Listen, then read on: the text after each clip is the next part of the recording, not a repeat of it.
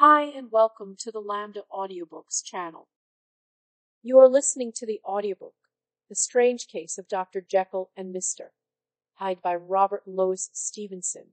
This chapter is titled Incident at the Window.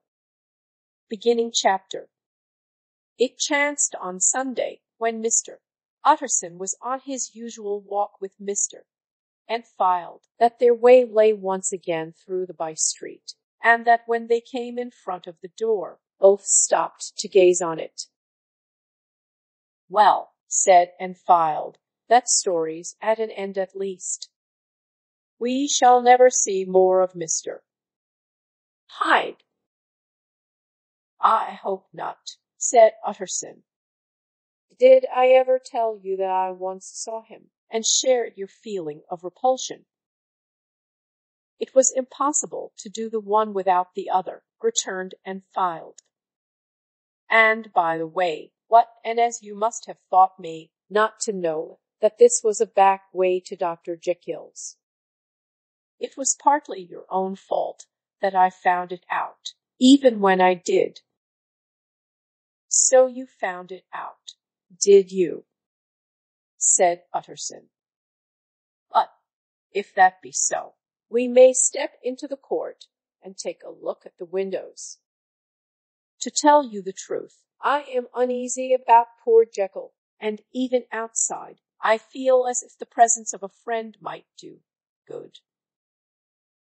The court was very cool and a little damp, and full of premature twilight, although the sky, high up overhead, was still bright with sunset.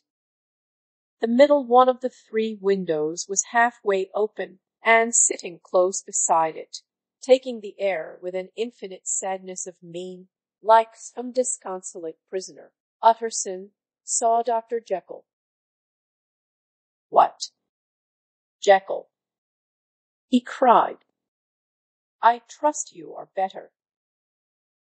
"I am very low, Utterson," replied the doctor drearily, "very low. It will not last long, thank God." "You stay too much indoors," said the lawyer. "You should be out, whipping up the circulation like Mr. Enfield and me. This is my cousin, Mr. Enfield, Dr. Jekyll. Come now, get your hat and take a quick turn with us." "You're very good," sighed the other. "I should like to very much, but no, it is quite impossible. I dare not. But indeed, Utterson, I am very glad to see you. This is really a great pleasure. I would ask you and Mr. Enfield up, but the place is really not fit." Why?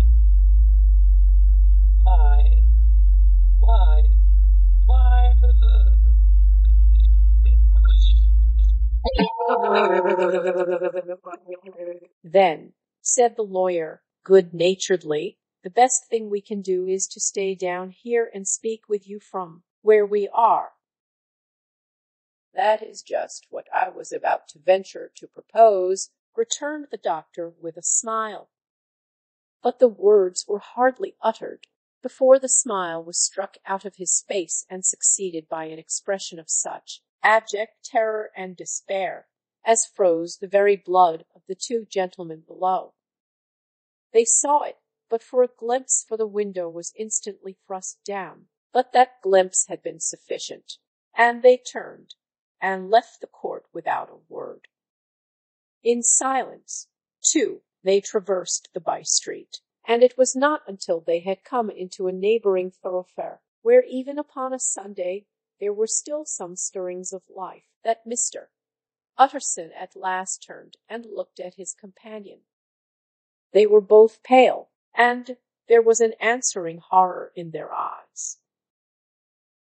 God forgive us, said Mr.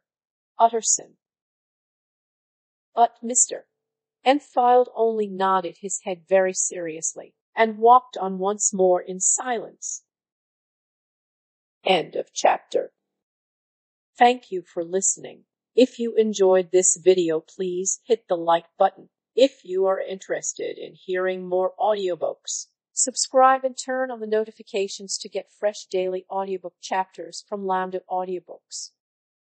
Until next time.